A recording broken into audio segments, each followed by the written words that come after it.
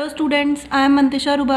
आज हम आप लोगों को 12th इंग्लिश मीडियम बायोलॉजी में अगला टॉपिक पढ़ाएंगे, सेक्सुअलिटी इन एनिमल्स। देखिए, हमने पिछला टॉपिक आप लोगों को पढ़ाया था सेक्सुअलिटी इन प्लांट, जिसमें आप लोगों ने पढ़ा था कि प्लांट जो होते हैं वो रिप्रोडक्शन कैसे करते हैं और उनमें रिप्रोडक्शन कैसे होता है फ्लावरिंग प्लांट्स में और लोअर कैटेगरी के प्लांट्स में। तो आज हम आप लोगों को पढ़ाएंगे सेक्सुअलिटी इन एनिमल्स। मतलब अब आप लोग को पढ़ना है कि एनिमल्स जो होते हैं वो रिप्रोडक्शन कैसे करते हैं और उनका रिप्रोडक्टिव बिहेवियर कैसा होता है। तो ये आप लोग को सबको पता है कि जितने भी एनिमल्स होते हैं उन सभी एनिमल्स में एक ही तरीके का रिप्रोडक्शन नहीं होता है। जो लोअर कैटेगरी के एनिमल्स होते हैं उनमें लोअर कैटेगरी का रिप्रोडक्शन होता है और जो हायर कैटेगरी के एनिमल्स होते हैं उनमें हायर कैटेगरी का रिप्रोडक्शन होता है। फॉर एग्जाम्पल जैसे अमीबा हो गया, तो अमीबा फाइलम प्रोटिस्टा का मेंबर है, बहुत ही लोअर कैटेगरी का एनिमल है। तो उसमें आप लोगों का फ्रेगमेंटेशन से या स्पोर्स से रिप्रोडक्शन होता है। जबकि ह्यूमन बीइंग में क्या होता है, ह्यूमन बीइंग सबसे हायर कैटेगरी का एनिमल है,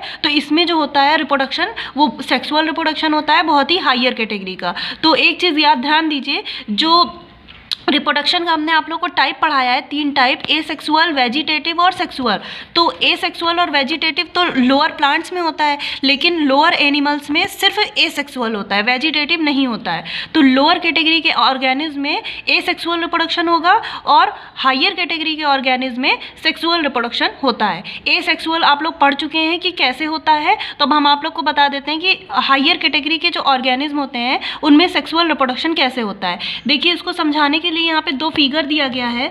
ये कॉकरोच का फिगर है और कॉकरोच के जेनिटल ऑर्गन को दिखाया गया है। जेनिटल ऑर्गन का मतलब होता है जनन अंग। देखिए, इसमें ये सारे चीज़ें दिखाई गई हैं कि कैसे कॉकरोच में मेल रिप्रोडक्टिव सिस्टम और फीमेल रिप्रोडक्टिव सिस्टम काम करता है। ये वाला फिगर मेल रिप्रोडक्टिव का बना हुआ है और ये वाला फीमेल का बना है। देखिए, मेल में टेस्टिस जो होता है वो मेन ऑर्गन होता है, इसी में स्पर्म बनता है और बनने के बाद वासा डिफरेंशिया से होते हुए ये इस यहाँ तक जाता है और उसके बाद फिर ये यहाँ गोनोपोर से होते हुए बॉडी से एक्सक्रीट होता है। ठीक इसी तरह ओवरी में देखिए, यहाँ पे फीमेल जेनिटल ऑर्गन में ये ओवरी है, इधर साइड दोनों साइड ओविडक्ट हैं, जिसको आप लोग फैलोपियन ट्यूब्स कहते हैं। इन्हीं फैलोपियन ट्यूब से होता हुआ यहाँ से स्पर्म्स आते हैं और यहाँ ओवरी के अंदर ओवम या ओवा को फ्यूज़ करते हैं और इससे रिप्रोडक्शन होता है। तो इस तरह ये कॉकरोच का मेल रिप्रोडक्टिव और फीमेल रिप्रोडक्टिव सिस्टम है और ये दोनों इनमें सेक्स ऑर्गन दिखाए गए हैं कि कैसे रिप्रोडक्शन होता है। अब देखिए, हायर कैटेगरी और बाकी ऑर्गेनिज्म में कैसे रिप्रोडक्शन होता है।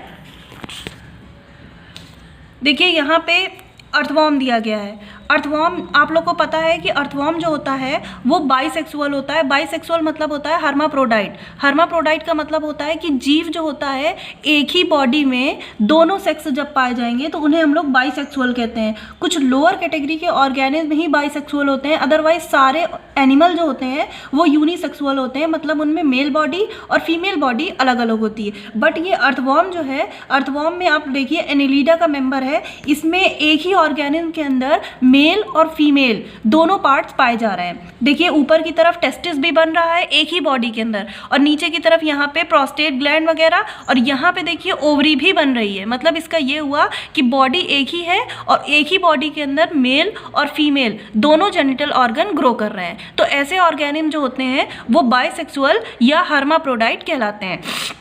इसके अलावा देखिए, कुछ इंपॉर्टेंट पॉइंट्स हैं जिनको हमने हाईलाइट कर दिया है। जैसे देखिए, जो भी ऑर्गेनिज्म होते हैं उनमें जो सेक्सुअल पार्ट्स होता है, इसके अंदर जो सेक्सुअल सेल्स बनती हैं उन्हें हम लोग गोनड्स कहते हैं। और ये गोनड जो होते हैं ये मेल और फीमेल में अलग अलग तरीके के बनते हैं। फॉर एग्जांपल जैसे मेल में सबको पता है कि टेस्टिस के अंदर स्पर्म बनते हैं, तो स्पर्म क्या हो गया, मेल गैमीट्स हो गया। और फीमेल में रिप्रोडक्टिव ऑर्गन ओवरी होता है, तो ओवरी के अंदर क्या बनता है, ओवा बनता है, तो ओवम या ओवा जो होता है वो फीमेल गैमीट हो जाता है। और इस तरह ऐसे ऑर्गेनिज्म जो होते हैं वो यूनिसेक्सुअल कहलाते हैं। कहने का मतलब ये है, ऐसे ऑर्गेनिज्म जिनमें मेल और फीमेल बॉडी अलग अलग पाई जाएगी वो यूनिसेक्सुअल होंगे और ऐसे ऑर्गेनिज्म जिनमें मेल और फीमेल बॉडी एक ही बॉडी के अंदर होगी तो उन्हें हम लोग बाइसेक्सुअल या हर्माफ्रोडाइट कहते हैं। अब आगे देखिए, अगला टॉपिक है आप लोगों का ओविपेरस एंड विविपेरस ऑर्गेनिज्म, इसका मतलब होता है ओविपेरस एंड विविपेरस ऑर्गेनिज्म का मतलब होता है, वैसे हमने आप लोग को ये पीछे पढ़ा दिया है। ओविपेरस मतलब होता है ऐसे ऑर्गेनिज्म जो अंडे देते हैं, और विविपेरस मतलब होता है ऐसे ऑर्गेनिज्म जो बेबी बर्थ करते हैं। अब ये दोनों जो है, ये दोनों ऑर्गेनिज्म को किसके बेस पे बांटा गया है, उनके डेवलपमेंट के बेस पे। जितने भी लोअर कैटेगरी के ऑर्गेनिज्म होते हैं, जितने भी लोअर कैटेगरी के एनिमल्स होते हैं, वो सारे ओविपेरस होते हैं, मतलब वो लोग अंडे देते हैं। जैसे आप फाइलम प्लेटीहेल्मिन्थीस से स्टार्ट होता है एग वगैरह बनना, तो फाइलम प्लेटीहेल्मिन्थीस से आप लोग मैमेलिया के आप एवीज तक देखेंगे कि ओवम मतलब कि अंडे ही देते हैं ऑर्गेनिज्म। और फाइनली जब आप कॉर्डेटा के मेमेलिया में आते हैं, तो मेमेलिया में आप देखेंगे कि वो उनके ऑर्गेनिज्म बहुत डेवलप्ड हो जाते हैं, तो फिर वो यंग वंस को बर्थ देते हैं, तो ऐसे ऑर्गेनिज्म विविपेरस कहलाते हैं। तो सीधे सीधे आप लोग ऐसे याद रखिए, ओविपेरस ऐसे ऑर्गेनिज्म हैं जो अंडे देते हैं, और विविपेरस ऐसे ऑर्गेनिज्म हैं जो बच्चों को जन्म देते हैं डायरेक्ट, या बेबी बर्थ या नए इंडिविजुअल को जन्म देते हैं। इसका एग्जाम्पल है, जैसे ओविपेरस का एग्जाम्पल है रेप्टाइल्स, जितने भी तरीके के रेप्टाइल्स होते हैं, रेंगने वाले जीव, जैसे सांप हो गया, छिपकली हो गया।